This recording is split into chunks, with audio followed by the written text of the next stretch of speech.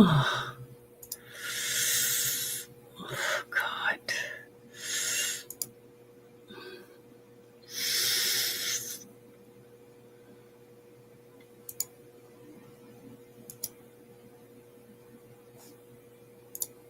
Good morning, everybody. Just doing an audio check. Hope you could hear me all right. Uh, hey, Janet. Good morning. Summer, Casey, and we've Brent. So, you guys, good morning to you. A little bit of politics, a little bit of sports. This will be quick. I'm driving to work. Nothing really too heavy today. I just wanted to emphasize the fact that the president of Mexico has lost her fucking mind. Uh, Basically, since the LA riots started. And that we have the Stanley Finals. And I know a lot of you are not hockey fans, but me being from New England, we take hockey very seriously here. Um, and even though my team didn't even make the playoffs, I'm rooting for the Florida Panthers for a million reasons, as I'm sure a lot of you guys are, uh, even if you know nothing about hockey, because they are America's team at the moment. And they are seemingly unstoppable. And what you saw last night was about as bitch a move as you could do by the Edmonton Oilers. So uh, the Stanley Cup final is the Florida Panthers, for you novices out there. They won the cup last year. They're the team that gave President Trump his 47 jersey and pictures with the Stanley Cup in the winter. Uh, One of their better players you might remember is Matthew Tkachuk, who is a second generation NHL player who he and his brother got in those scrums during the Four Nations tournament in Montreal over in February. So they're kind of two of the better American born players at the moment. So anyway, we'll get into that. We'll get into the fact that the reason why Edmonton is such, I call them the Mark Carney Jeet City Oilers. I'll get into that. And we'll talk about Mexico. Politics wise. So, for those of you who didn't see it, I don't know when it was filmed. I want to say Saturday or Sunday, but the Mexican president, her name's Claudia Sheinbaum. I've talked about her before. She's been in office about 2 years. She's a very interesting person, as she's pretty much an open Marxist, Fidel Castro in heels, basically. But people don't really take that seriously because she is, a very well-dressed, stylish person. She doesn't, I mean, for her age, she's pretty attractive. Doesn't look like a communist. She doesn't act like, she's not like all, you know what I mean? She's not like AOC. She would walk into a boardroom of a Fortune 500 company and she would give you kind of like boss lady vibes, and not in a bad way. She looks like a competent person, I guess is what I'm saying. She's clearly not your everyday Latin American communist, right? And I want to make it clear. I don't remember the name of her party, but she's not like a liberal or a Democrat or even a socialist. I think her party does have socialism in the title, but she's a communist. Okay, so when you think of her, you've got to think of Maduro, you've got to think of Castro, etc. Okay, like the guy in Brazil, De Silva, etc. That's how you got to look at her. She's not a Democrat. She's not a liberal. She's a socialist. Okay, plain and simple. Going this way. Sorry, just talking to a guy driving. Not that he could hear me. So there's the story. So Friday, Saturday, when the riots started in Los Angeles, she began to start complaining about how unfair the United States is being. And, by the way, it's not just Mexicans rioting. I mean, there's Salvadorans, Guatemalans, Venezuela. I mean, you name it, everybody, probably Brazilians, there's fucking Palestinians, everything.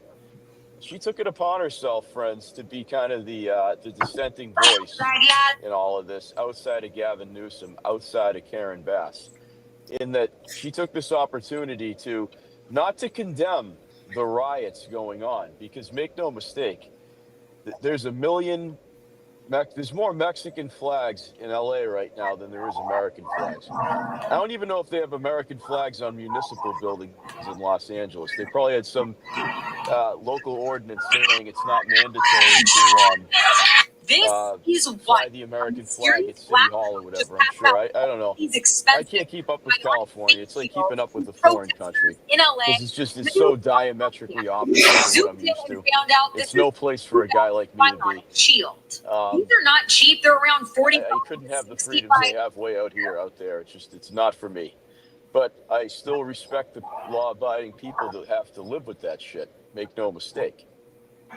So she's saying, complaining, basically, I heard her rant in Spanish and I heard it in English. And long story short, she's basically encouraging, and this is a bit of a paraphrase, encouraging organized protests. You got to remember what you're seeing in LA is an emergency. What we call basically insurrection, the liberals call peaceful protest. Okay, burning robot cars, and I guess they trashed some sushi place. Chef Andrew Brule retweeted it. I don't know what part of the city it's in. I'm not really familiar with downtown Los Angeles or anything, but I've been there, but I don't have the grid of the city memorized outside of maybe Santa Monica Pier. I could probably tell you the area around there, but I'm not familiar with like LA prop, Anyway, they call that peaceful protest, basically. What you're seeing on the news constantly and on this app constantly. So what's this all about? Why is Claudia Sheinbaum having a meltdown, sounding like she wants a declaration of war against the United States, metaphorically speaking? Basically because she's taken this opportunity to rant about the tariffs, rant about the duties. Now, duties are a little bit different. It's basically as you talk about, like day one of getting a dog. Mexicans that are working, whether it's in agriculture or construction or even in hotels, where they're on some sort of W-2 status with an employer. Doesn't mean they're legal. You can still have your papers to work and be an illegal alien, just so we're clear. A lot of people don't know. And as you know, California is very, very lax. They basically don't police immigration on any level. Legal, illegal, resident alien, work visa. I mean, it's all one bucket. They don't see somebody who is a Caucasian person, like born and raised in, let's say, Fresno, California, any different than they see that dude on the motorcycle with the Mexican flag and the balaclava. They're one and the same to the government of California. There is no difference between, a fifth generation Californian and a Mexican or Guatemalan living in like South Central LA that came in like in 2022 when Biden was president. There is no difference in terms of the freedoms that they offer their citizenry. There is no difference in how the police to treat them. They clearly don't want them deported, etc. So duties are basically a tax that is assessed on a citizen of Mexico sending money wires back to Mexico. And make no mistake, when it goes to like a Western Union or wherever they wire it to, in anywhere in Mexico, Mexican government gets a tax on that. So say you've got a guy named Guillermo who's an illegal, and he sends he's from Durango, and he sends $1,000 a month USD via Western Union to Juarez or Durango or Chihuahua, Mexico. Okay, so say he's doing that. The Mexican government might take, I don't know what they charge you at Western Union, 1% or whatever. I don't even know, never used it, but they obviously have a small fee for transferring the money. His brother-in-law Eduardo goes to the Western Union, or the equivalent in Chihuahua, Juarez, or Durango, wherever he lives in Mexico. And when he cashes out that $1,000, say it's $9.85 because of what Western Union charges. The Mexican government charges probably a couple $100. So Guillermo's brother-in-law, right, in Mexico, probably walks away with $700 USD after the Mexican government gets their grubby little fingers in that. So it's basically softcore money laundering, and she's not happy about it because she's losing money because Trump is cutting off the tap. Okay, there's none of this, sending money untaxed back. First of all, you're not even fucking supposed to be here in this country. Let's just I know California doesn't make a distinction between native-born American and illegal. They want them to have the First and Second Amendment. They want them to vote. So that's where we're at. That's what she's pissed about. That's what that rant is about. And she thinks that Hispanics are being treated unfairly. Guys, I have to tell you, I haven't been to Los Angeles in many years, but it's a majority Hispanic city at this point.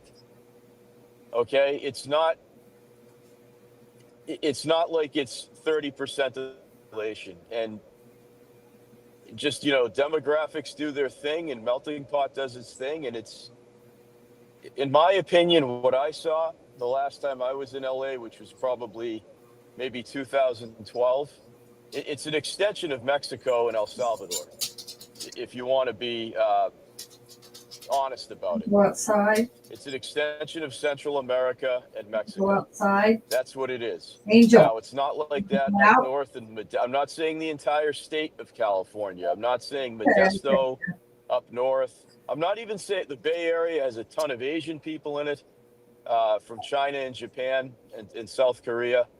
But, LA is basically a Hispanic city, even more so than Miami is.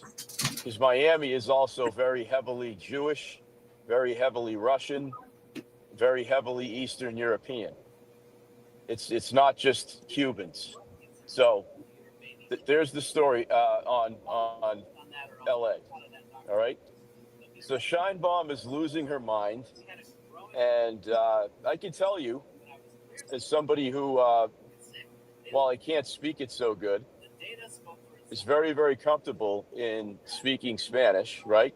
I mean, I work construction, guys. I'm speaking Spanish and Portuguese every motherfucking day in some capacity, and sometimes even French. If we get a couple of frogs from New Brunswick or Quebec that come down to do drywall. So, because it's only like a 3-hour drive for them a lot of builders scab out drywall to Frenchies in my area. So any given day on a job site in the summer, I could be speaking English to New Hampshire dudes. I could be speaking Spanish to Guatemalans or Hondurans that come up from like East Boston to work in my area for the day. I could be speaking French to Quebec drywall guys that come down from like Laval. Okay. Or maybe even Moncton, New Brunswick. And I could be speaking Portuguese to Brazilian guys who tend to do a lot of commercial painting, also coming up from the Boston suburbs. So I'm around these people that are illegal. There's not a hell of a lot I can do about it because they're not working for me. They're working for some guy who's a subcontractor for a builder, as I am. Okay, so, if I'm in there doing finish work, I mean, I'm not going to call ICE or anything. Although I will say, guys, I have one quick story before I go to the hands. Yesterday at the organic store, I was picking up some vitamins. And again, it's in a rural part of New Hampshire and not too far from where I live. And I walked in there and it looked like the place was robbed. Like the shelves were empty, like no vitamins, no raw honey, no raw milk, because they have a cooler in the back. Like, there's nothing there. Luckily, I got the magnesium and aloe I needed. So here's the story. I asked the lady, I said, well, business is booming. You guys got nothing left. I hadn't been in there in like a month. She's like, well, I wish that was the story. I hope you stay healthy because we might be behind our stocking situation for a while. I go, oh, I'm sorry to hear that. What's up with your distributor? She goes, well, they have no drivers right now. I go, oh, really? That's interesting. I knew exactly where she was going.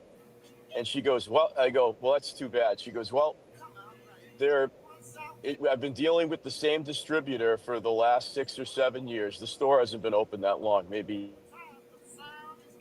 10 years. She goes, and I got all my delays from Easton, Massachusetts. And I know Easton, Massachusetts. The town is Easton. It's like Brazil Central. Okay. It's on the south coast of the state. So of Massachusetts. So it's like 2 hours from where I live. So I go, oh, what happened? She goes, well, there's no way they quit because I knew all those drivers. It's the same 5 Brazilian guys. And they either got picked up in the ice raid in Boston last week, Operation Patriot. She didn't say that, but that's what the op was called, Operation Patriot, where they picked up 1,500 illegals in 4 days in Boston, or they just left on their own accord. So I did everything I could not to laugh because I could tell she was not coping with it very well, not getting her supply. I went out to my truck guys and I fucking started cracking up. I had to call and tell some people I knew, and everybody had the same reaction. They're laughing. See, when you get so dependent on illegal slave labor in this country, you reap what you sow. There's a reason why I don't have anybody but American-born people working for me, even if they are hopeless alcoholics, former drug addicts. At least they were born here, and I know when they show up to a job that I'm paying them for, it's not because they were deported. Okay? Maybe they got arrested, which isn't good either. Maybe they fell off the wagon, which is really not good. But that's where we're at. So I'm just going to set the stage there. We are going to talk a little bit of hockey too. So I don't want to go too deep into LA and the riots, but I see Summer and Susie up. So Summer, since you're the Angelino, as Mayor Bass calls you, go ahead. I was actually going to say that. I love how she tries to sound authentic and whatever she is. So interesting with this whole thing. So back in the day, growing up, I'm not from Los Angeles. I'm from San Diego, but Eric's from LA County, Manhattan Beach. But it was primarily black. It was Compton, East LA, Long Beach. You had literally like where NWA came from, Snoop, Dre, like that was the 90s. That was growing up. And you had before that all the factories and all of the different definite blue collar jobs that really was like the industry, the heart and soul of that community, that area. They shut all that down. They brought in, gangs. They brought in crack. What's interesting, though, is that they have somehow figured out a way to push them out and out of their communities, their homes. They're even, from what I heard last night from one of my friends who lives in that area, they're even protesting right, like Inglewood, Compton area. And it's just really interesting to me because they have brought them all over. And I will say, because my dad is Hispanic, like his whole family's from Mexico. My dad lived in Tijuana. It's a very interesting life. Very weird. But there are a lot of day laborers. There are a lot of people that will, that live in TJ and then come up to San Diego or go to LA and work for the week or the day and, whatever. But now they're just staying. And to what you said just a moment ago is what has happened is these companies are basically employing people for very, very cheap. their overhead has got to be amazing right now because they're paying them not even half of what they would pay Americans, and then they're bitching about everything. And so, like what that lady was saying, that's exactly what they're so afraid of. But one other thing that I don't know if you've talked about that I really think needs to be mentioned is that this is also about the census. And so bringing in all these people in LA, because again, California has a really bad rap, rightfully so, but it is very red. There are so many parts of it that are red. And unfortunately, because of what they're doing, it obviously is completely liberal. However, they need these numbers. And so they don't give a shit about these people. They care about the doors, the numbers, and that's how they're able to continue to have these House seats and the representation in the California Assembly because they have the numbers. That's another thing that this is about. And if you take those numbers away, you take away those votes, because they don't care if you're legal there. They really, in fact, they probably would prefer that legal citizens not vote, because we don't vote for this shit. And so I think that, you know, another big factor of this is the census and being able to have more representation to therefore, you know, continue their agenda. So I haven't seen what's happening this morning too much. I just know that, you know, I would love for you guys to kind of look at the numbers, how they've changed over the years, and how the Liberal Party or the Democrats, whatever, has grown. And let me tell you, it is primarily Hispanic now, 100% Hispanic. Yeah, can you confirm that? Can you confirm that LA is a Hispanic city and they're acting like Yeah. they're like 10% of the population, which is bullshit. No, there's no it's white Little people Mexico. in LA. Well, they call it Little Mexico there's literally, like, it is Mexico. Like, I'm not kidding. And that's what I was saying. Like, it used to primarily be black communities. And then all of a sudden everything changed. So it is Mexico. I don't care what anybody says. It is 100, even by USC. Like, even when you go that area, that's all Hispanic now. It is 100% an extension of Mexico. So, there's something going on with that president, and I don't know. I would love to see the citizenship, though, of some of these people that are elected into city councils and these positions in Los Angeles, because they don't care anymore. They do not care. They are letting anybody and everybody, as long as you are against Trump and for all this stuff, right on in. So it's going to get interesting. I think Trump has, I don't know what he's going to do with Newsom, but I hope he just destroys that man. Just what he's done to my state is disgusting. Well, the optics are some of the optics are terrible for Gavin Newsom. He's an actor, and he's doing a terrible job at acting. He's like some B-grade actor right now. Oh, arrest me, Tom Homan. That guy wouldn't last 5 minutes in jail. In fact, I think he'd like jail because he'd be taken advantage of, which is probably what he's interested in, to be honest with you. I mean, how do you blow it with two wives that are, you know, first Kimberly Guilfoyle, who, you know, back in her day was a 10, and then his current wife, who's not too shabby either. How the fuck do you go 0 for 2 with women that look like that? So it leads me to believe he's not really interested in women. He's interested in power. And people like that are fucking dangerous, guys. Whether they're the governor of California, the president of the United States, the king of a country, it's not good. Like, the shit is looking down for LA. And Summer's exactly right. For those of you not from the U.S. that are in here, LA in the 90s, you know, Long Beach, Inglewood, Snoop Dogg, Ice Cube, NWA, Tupac. Long Beach, lots of huge black population, lots of gangs, the Crips, the Bloods, etc. They've all been replaced by MS-13, the Latin Kings, the Diablos. I can't remember that other Mexican gang that started pushing drugs in the 80s. Yeah, there's a big one there that I know exactly what you're talking about.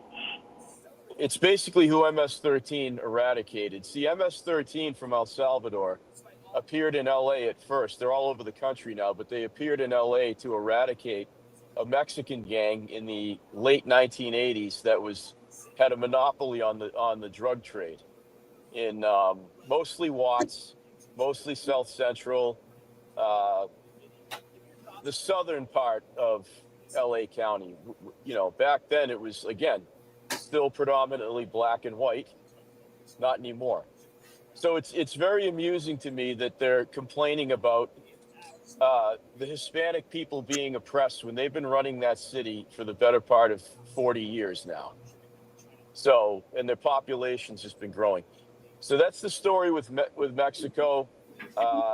Let me so for people in the space right now, it's not going to go long. We're going to pivot into playoff hockey very briefly. I've never seen more of I've been watching hockey 40 years. Had not seen more of a bitch move than what the Edmonton Oilers have been doing. And the Panthers are in their head. It's obvious. This is a rematch from last year's Cup final, for those of you not in the know. And in my opinion, Connor McDavid could very well just be the greatest player who never wins a Stanley Cup, because he is his indignant team is not really helping him out at all. Although I do think when they go back to Edmonton for Game 4, I do pick the Oilers to win that game. But that'll be it. I think it's over in 6. I think the Edmonton's got one more win in them, and it's going to be the next match in Edmonton. So for those of you who don't know, the Edmonton Oilers have been giving me PTSD since 1988 when they beat the Boston Bruins in the Cup finals when I was a kid. I probably cried myself to sleep that night. But so I've got a lot of pent up, stuff I've needed therapy for since I was a kid. But it's the Mark Carney Jeet City Oilers.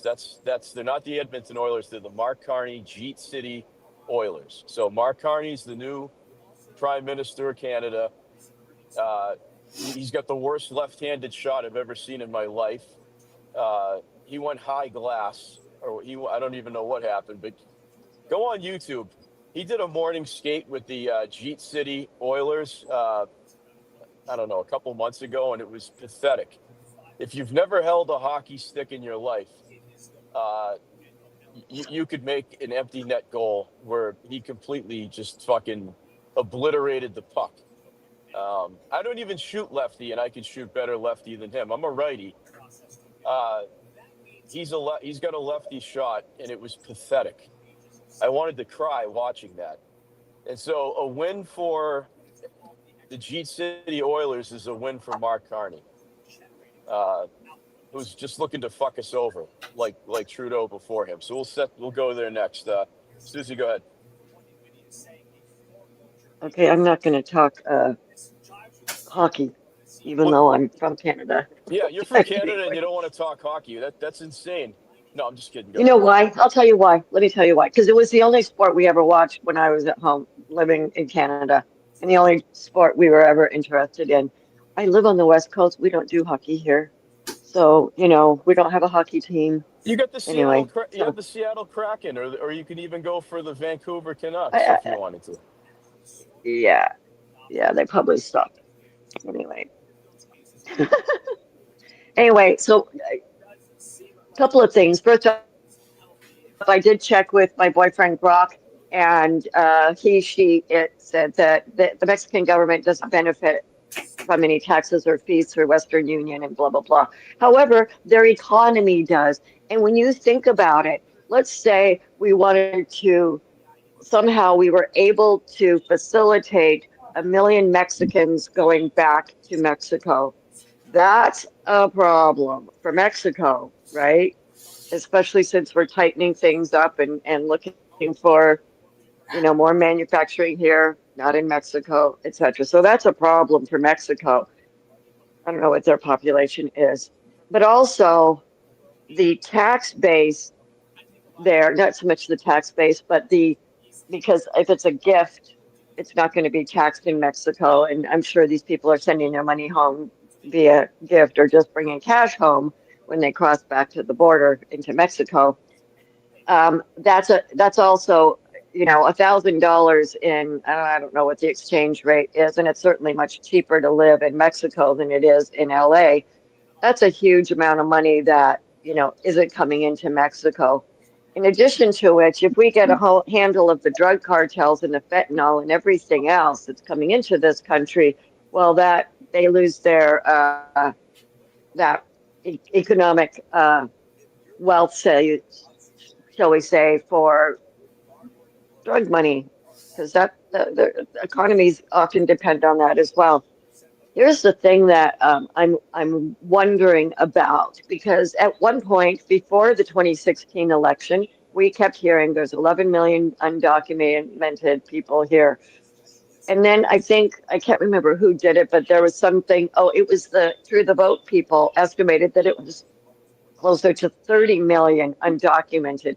And if we just take the low number of 11 of 11 million that came in over the last 4 years through Biden, we've got 40 to 50 million illegals here in this country. Many of these people have been here a really long time, like 20 years, 15 years, 30 years, and we're seeing some of that. And we have the DACA kids as well. And a lot of those DACA kids, I think there's like 530,000 of them that have been identified.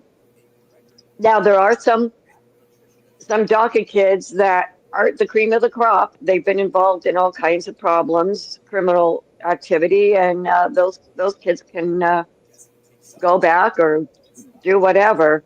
But what are we going? I think at some point, first off, we have an underemployment. Now, our employment numbers don't look bad. They're in the 4.5 range, maybe 4%.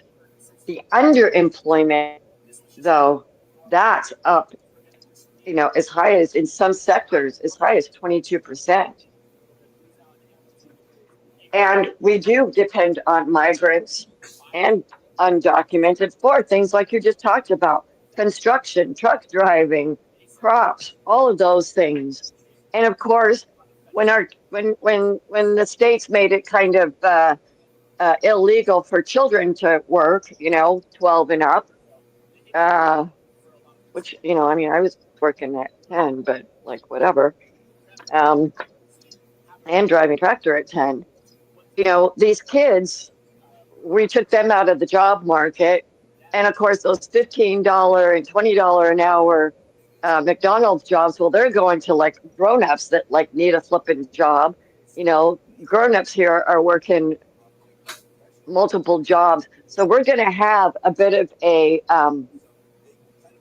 boy, if you got rid of 10 million of these people, we'd have a huge problem from an employment standpoint. Now, we have a lot of in California, hold on, Susie. California in particular, they've been reaping what they've been sowing for 40 years, though. It's a little bit different there compared to like the other states. I mean, they've had the brunt of this benefit of illegal alien labor, more so than like the East Coast states.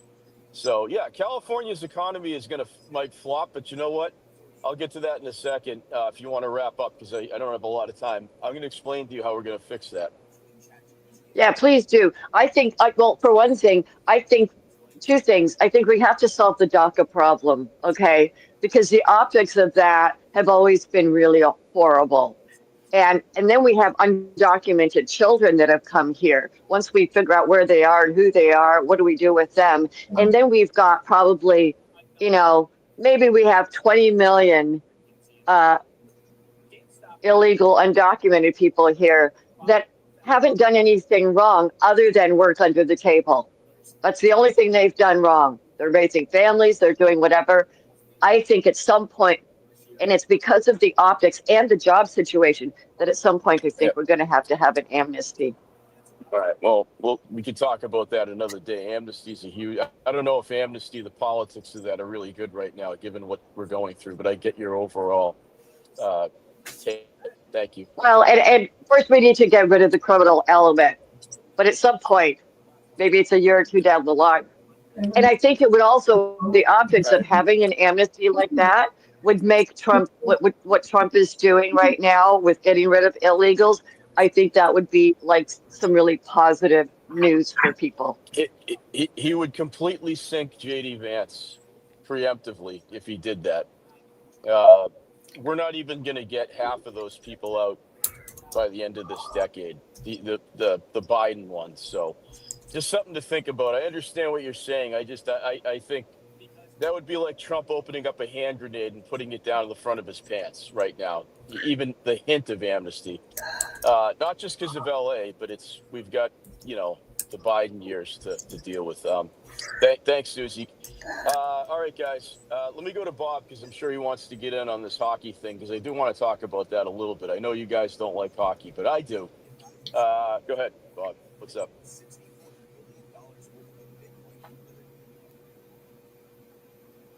You're up, Bob, buddy, if you want to go. Oh, thanks, Gads. Yep.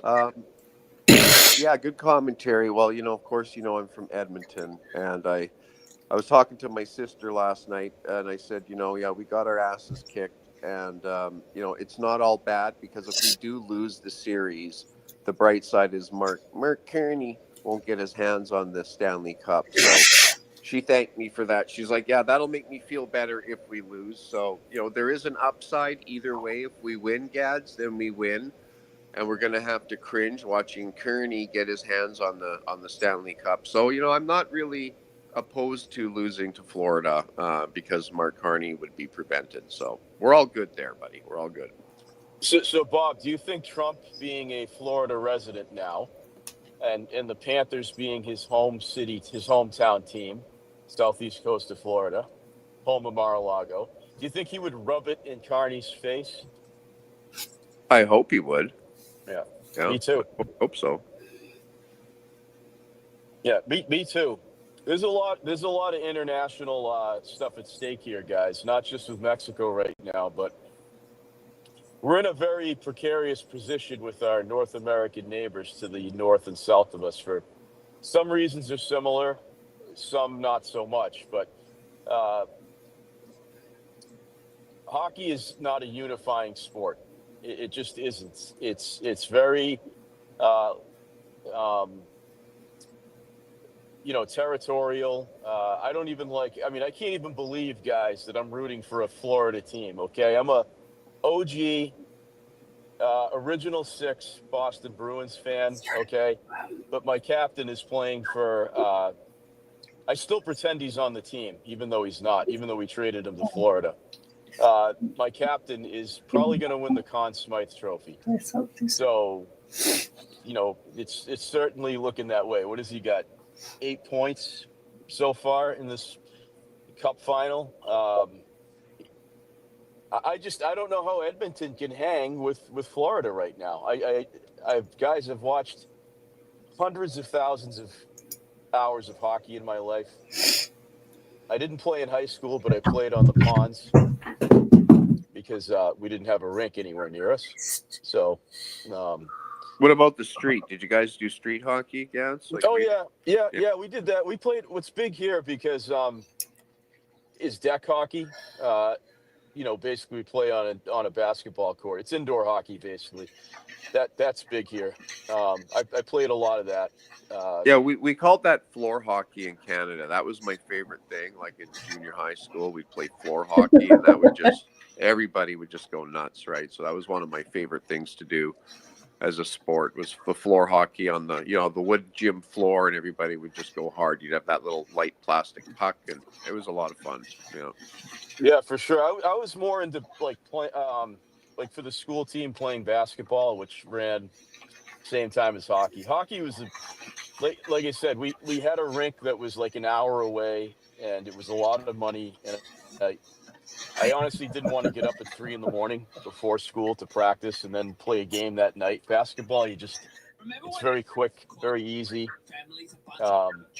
But I still love playing, You can see here, still John, love most playing people hockey, protesting even though I don't have a lot of time just for it. having a good time watching Uh, cars. Well, it is an entertaining series, Gads. As hockey Yeah. fans, I think that Florida and the Oilers are putting on a great show for us. Last night was, quite the display, but that's part of the game, and I'm not opposed to what happened last night. It just, it reminded me of Edmonton and Calgary when they go at it, right? That's kind of what they call it, the Battle of Alberta.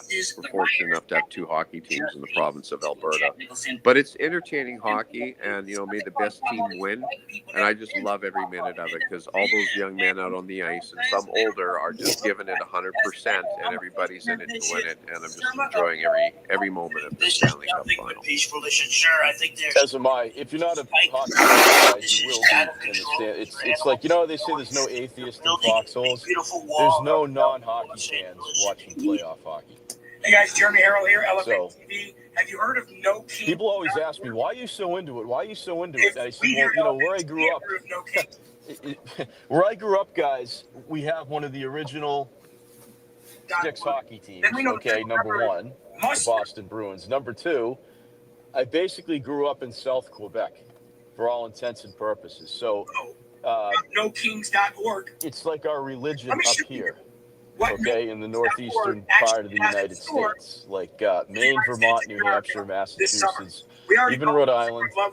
It's as big here as it is in Canada. So a lot of people don't know that. Like when I talk to people from Arizona or Texas, they're like, "Why would you?" I thought they only played that sport in like Toronto. And I'm like, no, it's as big, because the first American people who played hockey were from my area. Now, if we scroll down here, it says, the 1980 Winter Olympics, Mike Aruzzi, Jim Craig, all those guys were from my area. There was half the team was from Minneapolis, the other half was from Boston. The corruption has gone to. All right, so that's why people don't understand. Like, why are you so into it? You're not from there. So it doesn't matter. My club is 100 years old. My club is older than Edmonton, Calgary, Vancouver. Even Ottawa. So that's why I'm into it. And if you're a New York Rangers fan or a Detroit Red Wings fan or a Chicago Blackhawks fan, we have every fucking right as Americans to be invested in this game, because we've been around since the formation of the fucking league. So it doesn't matter that I wasn't born in Laval. That's irrelevant. Or I wasn't born in Medicine Hat. I have every right to call hockey our sport, because we've been playing it professionally for 101 years now. So, well, Gads, Boston was my favorite team as a kid. Of course, Bob Orr, Jerry Cheevers. I was always him when I played goalie, because you had to put the marks on your mask every time you got hit in the face with the puck in the face mask, right? So Boston was one of my favorite teams as a kid too. Full disclosure. News right now. Yeah, they still should be, by the way, Bob. But that's a story for another day. And he was throwing all right, them. ladies first. Here, let me go to Raven. Police officer. The federal officer had injured. Oh, are you sure you want to do that, Gads? I'm going to throw down some facts, some hockey facts. That's going to butt hurt some people. So I don't know. That might start World War III. You can't do any worse than Mexico's doing to us in LA right now. So go for it. Okay. Number one, your team ain't as old as the Ottawa Senators. Just hate to throw that little bubble out. So gonna throw that one down. Because the original 4 were actually Canadian, and then the other 2 came on board later. But we still love them nonetheless, because they're the OG 6. And so also, I just want to throw down as well, let's just be happy that we still have the NHL. You know what I'm saying? Like, of all the bullshit that's been out there on the globe, and with all the antsy-pantsy and all the rest of it that's happening between I like to call it namby-pamby, that's going on between all of our countries, and everybody calling everybody, bitches and all the rest of it, the NHL's still rocking and rolling. So I have to say that is one that brings us all together, whether or not it's in heated debates or maybe some high sticking, maybe some, I don't know, some jersey pulling or whatever. We're still in it together. I really appreciate that. And our love of the game hasn't died, which is really important, right? And I definitely don't give a flying hoot who gets the Stanley Cup this year. But I do feel that Carney doesn't really deserve it. So, in this regard, I'm in agreement. And I just have to say, full stop, that it doesn't really matter at any American game, any American team that wins it this year if they do take it, simply because the majority of them are Canadian anyway. So.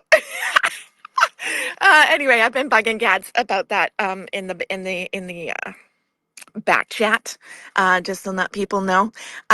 So I mean, Florida has 13 Canadian players. Main captain Canadian. You're welcome. And so basically, I think Canada should be tariffing our players right about now. Oh, slam! Anyway, I'm just kidding. No, we don't do that. No, we don't bring tariffs into the game. We just want to have good old fun, old-fashioned ribbon.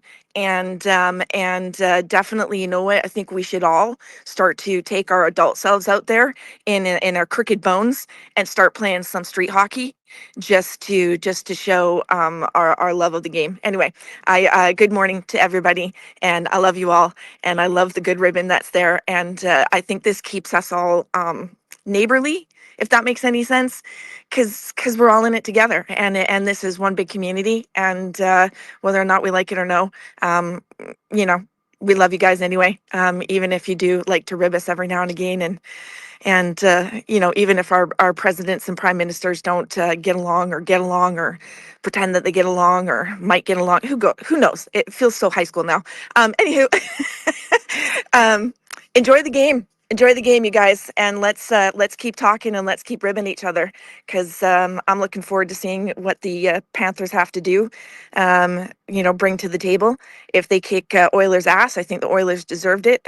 Not so much the players, because the players work really hard, but the fucking franchise needs to have their ass kicked. That's for sure, bitch slapped or something, because they let Carney come in and ruin it all for us. So I think a lot of us who are diehard players up here, or diehard, fans, are really pissed.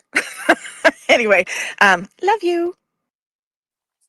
Rafe, Yeah, have a coffee. Wake up. Judge, you sound so sluggish this morning. I know yeah. I'm so slow. I've only had one cup, Bob. One. Raven, you tackle a sandwich before you eat it, I think. That's I, good. I It's good do. to You be. got to. You got to. When we're doing the double-decker sandwiches around here, you got to tackle it down, man. Tackle it down. I love it. I love it. Good stuff. Yeah, I love the ribbing too. Trust me, I'm still taking shit for the Four Nations. I think people got a lot of mileage out of that. But all I have to say is, guys, as a kid who grew up 4 hours from the shadow of Montreal, the fact that Team USA beat Canada in Montreal at the Bell Center, where I've seen like a dozen hockey games, that was euphoric for me. Actually, it was almost pornographic for me, because I hate the Montreal Canadiens probably as much as like Biden, if you could believe it. That's how much I hate them. And there is nothing, I repeat, there is nothing than getting, I don't know, a couple thousand people from Montreal to shut the fuck up for one night. There's nothing so glorious as that, trust me. As a kid who grew up going to that arena and going to that city, watching the Bruins oftentimes hand the Canadiens their ass. They're bitter rivals. You got to think like Yankees, Red Sox, Cowboys, Giants, etc. It's on that level. Celtics, Lakers. It's on that level. Couple things there. Just so you know, the second best player, and a lot of people would argue maybe the better player on the Edmonton Oilers is German. His name is Leon Draisaitl. Okay, and just FYI, and the Florida Panthers have Matthew Tkachuk, among other American players, and they have a few Russian players, a Finnish player.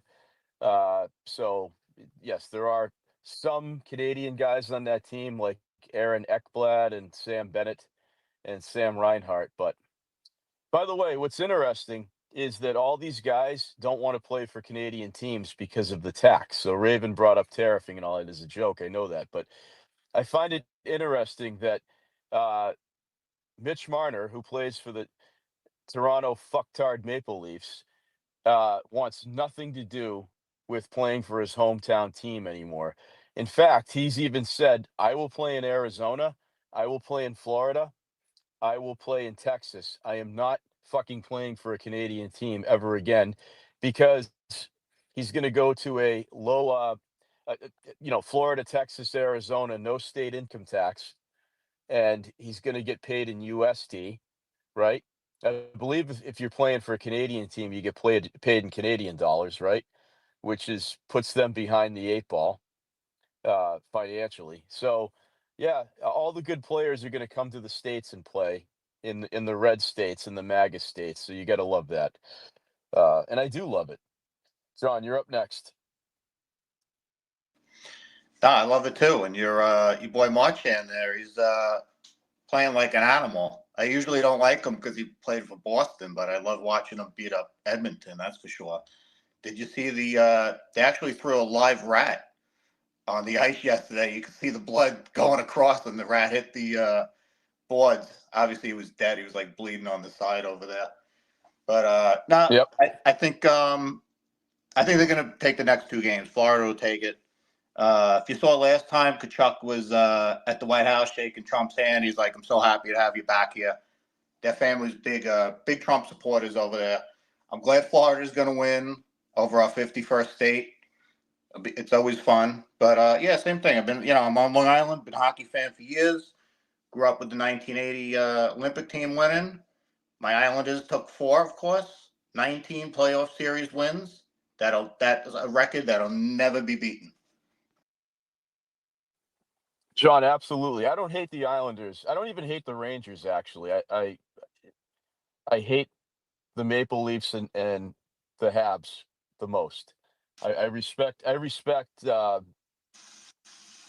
the Rangers and the Islanders. I really do. I don't hate them like I hate the Yankees and shit like that and the Knicks. They're totally different breed. I'm the same with you. I can't stand the Rangers. I could say sometimes maybe I don't like the Bruins, but I do respect them. I can't stand Toronto, mainly because of Tavares, and the team's very soft. My cousin Steve went to high school with John Tavares. Fun fact, he was 2 years ahead of him.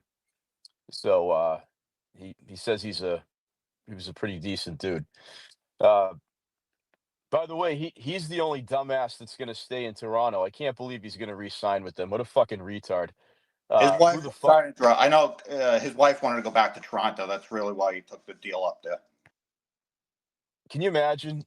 John Tavares, who's been in the league a long time, guy. He's the captain of. He's the. No, Austin Matthews is the captain of Toronto, who's American. But get this, guys. Austin Matthews is from Phoenix originally. He's Hispanic American. He's Mexican American, and he's the captain of. First of all, he's from a Sun Belt state, and they've only had hockey since like 1990. And he's the captain of the Toronto Leafs. I think that is fucking hilarious. So that you've got a Mexican American kid from Arizona as the captain of like the premier franchise in the NHL. It's bittersweet and it makes me laugh.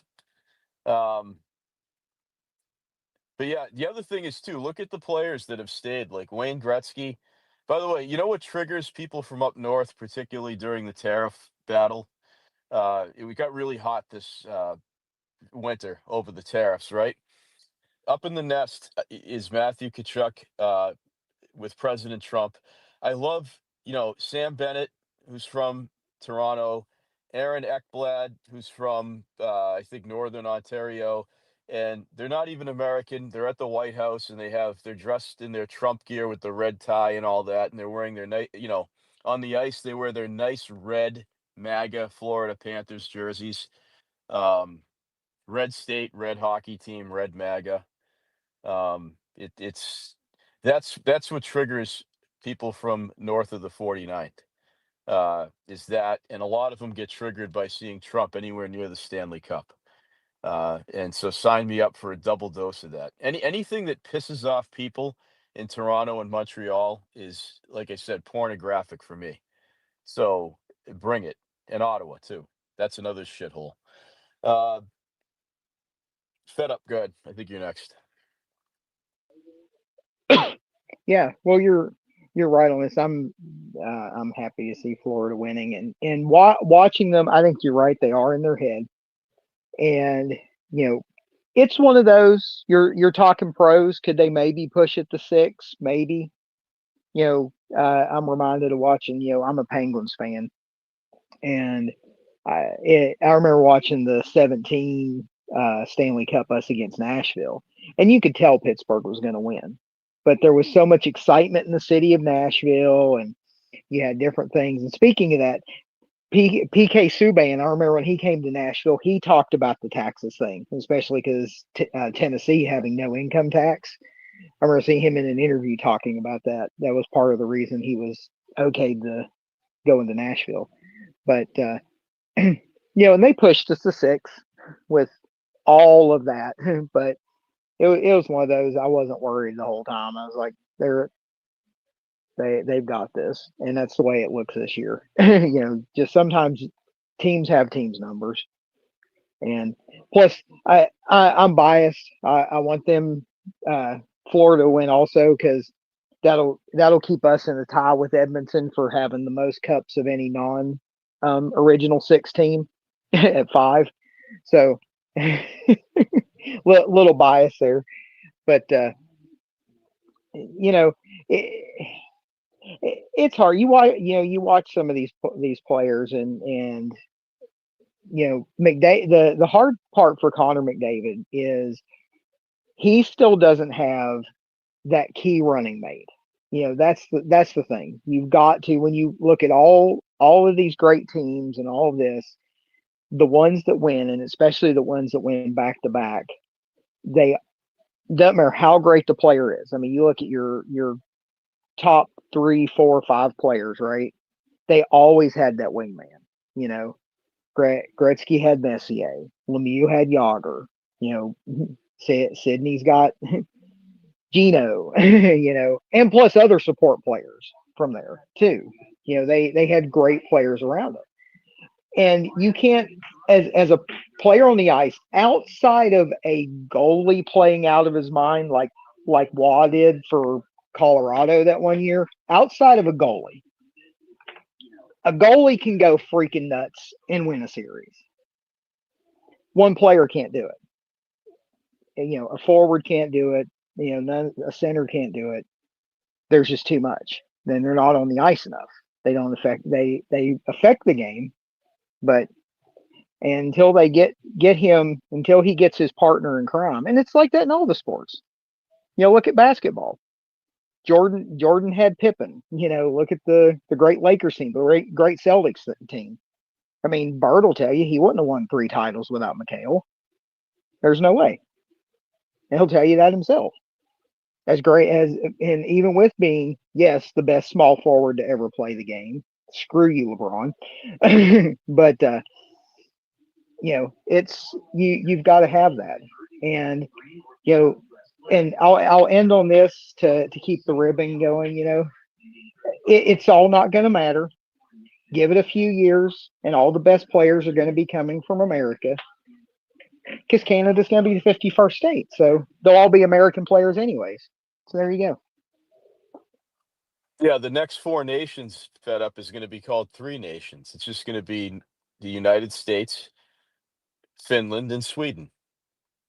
By the way, this must be, for those of you in here, like I see Bob Raven and a few others, from those of you north of the border, it must pain you to hear an American guy with a very Southern accent talking hockey. That must seem very weird to you, south of Virginia. So, but we'll take it. The other thing is, too, I'd remind you, Bobby Orr never went back to Parry Sound, Ontario. He stayed in Boston, helped build the community. He was actually an early investor in Bay Bank, which was the first Massachusetts local bank that had ATM machines. They eventually folded into Bank of America, as did a million other banks. But uh, Phil Esposito stayed. Jerry Cheevers stayed and ended up coaching the Bruins. The list goes on. Ken Hodge, John Busick, Pye McKenzie, all of those guys stayed and built the community. Gretzky never went back, never went back home after he came to LA. He met his wife. And I love how people were so upset at the great one because he lives in Florida, because he's a dual citizen. Because now his wife's the actress and I think former playmate Janet Jones. If you've ever seen those Police Academy movies, she was one of the TNA queens in it. That's his wife. So and then he hangs out with Trump. He golfs with Trump. He votes Republican, and he's got that nice blue passport with an eagle on it, and it's just so triggering to people in urban Canada, and I love it.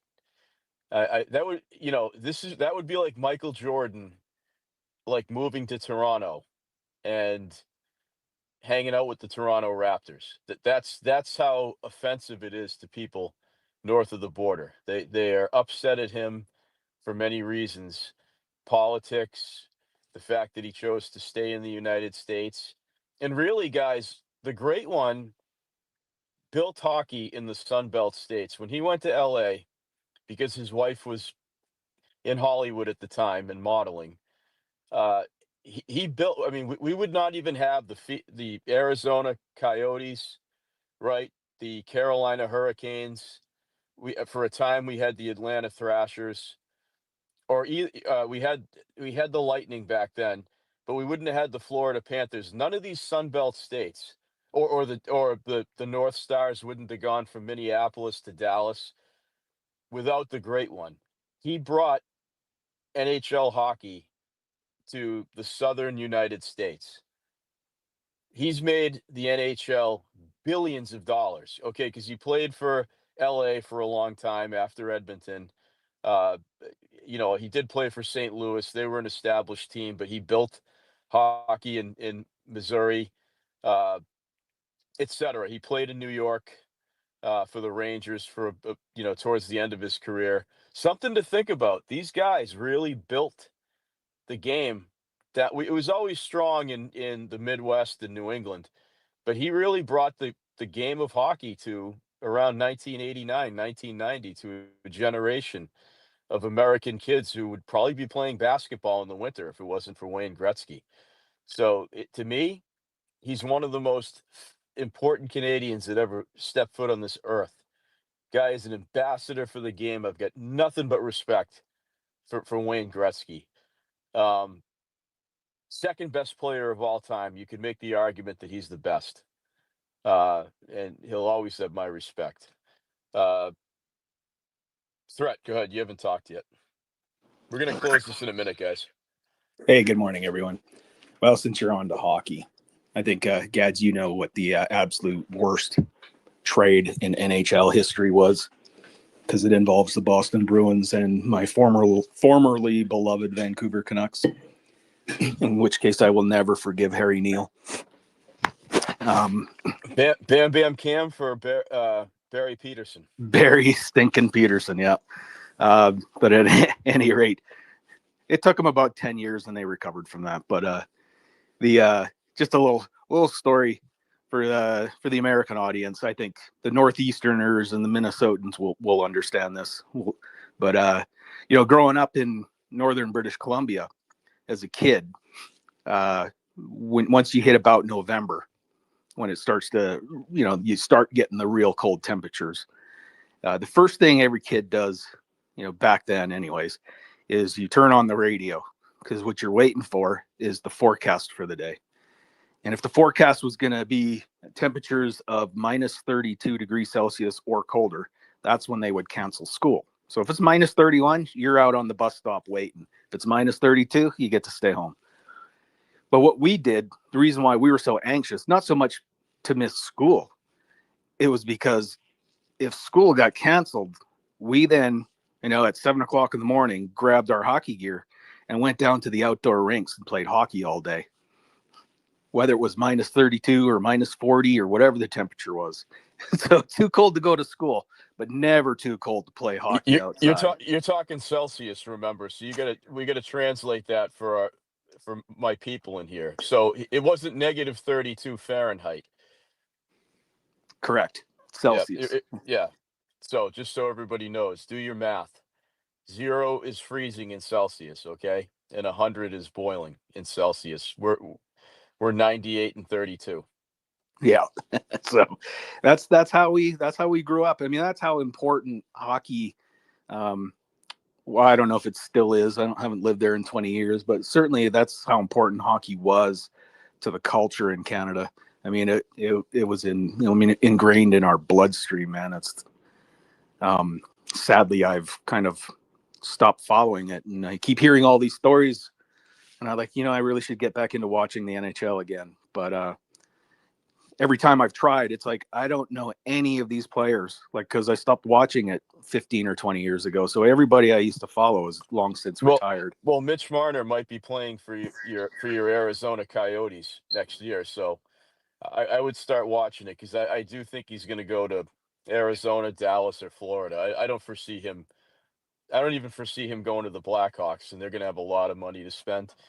They need to get out because the problem is say they're making $1 million Canadian playing for the Leafs or whatever. They're really making like 650 USD. So and plus the cost of living up there is. Think of how Mitch Marner could live in Scottsdale versus Toronto. I mean, he could buy a $5 million house anywhere. He could buy the best house in Scottsdale or Phoenix. I know the arena's in Phoenix. I'm just saying maybe he wants to live in another city, right? So that's factoring into these decisions. I'm like, that's why I think there's going to be a mass exodus of Canadian talent to the United States because it's more advantageous to live in the Sun Belt in the United States. I mean, it's same reason people move to Florida from New York. These guys should be no different. Yeah, absolutely. And this was an issue in the NHL during the 90s, if people remember, when the Canadian dollar got pretty weak against the US dollar. A lot of the NHL players in the 90s, they didn't want to play for Canadian teams. They wanted to go to the States with the lower taxes and the other benefits that come with living in the US. So it was Canadian teams struggled. I remember the Oilers, started to have some pretty weak seasons, and of course the Jets, they relocated down south, the Nordiques, right? And I think a lot of that had to do with those cities just couldn't afford those teams. There probably wasn't enough corporate sponsorship, and then given that you're paying these players oftentimes in with US dollar contracts, like you said, a $1 million salary now is 1.3 or $1.4 million. So they just couldn't compete on payroll. Yeah, Quebec City should have a team. I mean, as much as I hate that place, that's their religion up there. I mean, Quebec City that's a travesty. The Nordiques they're the Colorado Avalanche now. For those of you that don't know, and the Winnipeg Jets are not the original Winnipeg Jets. The Winnipeg Jets are the Hurricanes of the Hartford Whalers. Did the Winnipeg Jets become the Atlanta Thrashers? I can't remember the original ones, but they relocated to the U.S. and now Atlanta is somewhere else. Atlanta went to Columbus, maybe. I can't remember. Something like that. Anyway, last 2 minutes here. One for Susie, one for John. Got to get to work, guys, and I'll shut up. So we got to wrap this up, though. So I'm going to be really quick. Now I feel really bad as a Canadian that I don't do hockey. Okay, in my own defense, when I moved from Canada, when I moved originally to Florida, I don't even think I had a television. It was in the early 80s. So I don't even think I had a TV. So like, what am I going to watch? Hockey. Anyway, and then moving to the West Coast, there's no hockey. When those Canadian, the Canadian and US teams were playing, I desperately wanted to live watch hockey. There was no place to watch it. I looked everywhere. They would not let you watch it here. Anyway, and I don't have a sports package or direct TV or satellite or cable or any of that crap. Anyway, and we did play field hockey in high school because we played every sport except I don't think we did shooting or rifle, but everything else we did.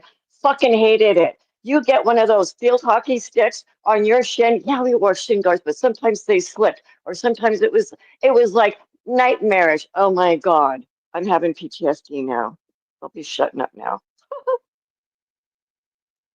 Oh, well, hang in there. My older sister played field hockey in university and college, so she's a brute. I know exactly what you're saying. Her calves were always all wrecked all the time, black and blue. I hear you. It's a tough game, ladies. John, go ahead, close us out, man. Hey, I didn't want to cut you off. Arizona moved to Utah. I always forget that myself. Oh yeah, I'm sorry. Yeah. The Utah. I still call them the Coyotes. Utah Mammoths now. Yep. No, cut me off next time because I don't really pay attention to the Western Conference until the playoffs. So I always forget that. Arizona is now Utah. So Mitch Marner, for those of you who don't know, is going to be like the premier free agent. And he's been playing for his hometown Maple Leafs for his entire career. And that's going to change in about a month. Or no, once free agency, July 5th, I think it starts right after. So he'll be out of there, and he's going to probably get the biggest contract. He'll probably get 13 or 14 million a year, which is the highest paid maybe in the history of the league per year, average annual value. And he's going to go from Toronto to probably a southern team. It wouldn't surprise me if he went to Florida. People want to live in that part of Florida. It's much more preferable to Tampa Bay, where the Lightning are. Um, it also wouldn't surprise me since Florida is a blossoming hockey market that if a team relocates to uh, maybe Jacksonville or maybe well, Miami would be too close to where the Panthers play. So just something to think about. But Florida could have a third team. I mean, California has the Sharks, the Ducks, and the Kings, right? So New York's always had two teams for a very long time. Pennsylvania's had the Flyers and the Penguins, very successful franchises. So it wouldn't surprise me to see a third Florida team in the next one of these teams goes belly up or gets close to. I could absolutely see that. So something to think about, my friends. You guys have a wonderful day. I recorded it, so if you came in here to listen to Mexico stuff, that's at the beginning, the first like 20 minutes, half an hour. Summer gave us some good information on LA, San Diego, and the fact that it's not a Hispanic enclave, it's a Hispanic majority and has been for some time. So the media is gaslighting people thinking that LA is filled with a bunch of blonde hair, blue eyed, Nordic looking American people, and they're helping ICE deport the poor Mexicans, and that's not the case. Why do you think there are so many of them there? Because they could hide themselves in the majority Hispanic communities in LA, of which there are a ton. It's very, very nefarious how they map this out, and Biden was the cause of it. All right, you guys have a wonderful day. Send me the links to the juicy spaces. I got a long work day ahead of me because I'm starting late here, so I would like to not listen to Spotify in the afternoon because my playlists are getting to be weak sauce on there. Hey, Gads, I'll just Yeah. remind you, Alberta has two very strong NHL teams, so I'll just leave that where it's at. So No, we're a big hockey province up here. You guys are safe, absolutely. Yeah, for sure. Alberta and Ontario has two. Quebec had two. Now they just have one. But yeah, so it's a major market. Like Calgary, Edmonton is a major hockey market. It's on par with New York with the Rangers and the Islanders, and Pennsylvania with the Penguins and the Flyers. So this is a good. I recommend. I don't know when Game 4 is, but I think tomorrow in Yeah, Edmonton. tomorrow, yeah. Tomorrow in Edmonton. So I'll be watching it, and I hope you guys have a wonderful afternoon. And thanks for indulging me. Sometimes I need a break from politics and just talk about sports. So you guys take care. Have a good day.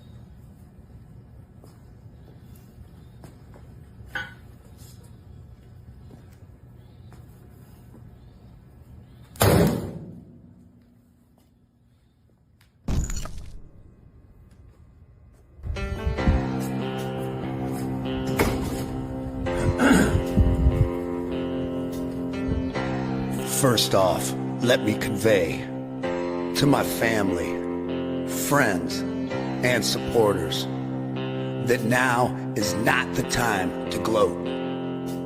We must remember that most of our left-leaning friends are good people who want the same things in life as we do, but simply think differently on how to get there.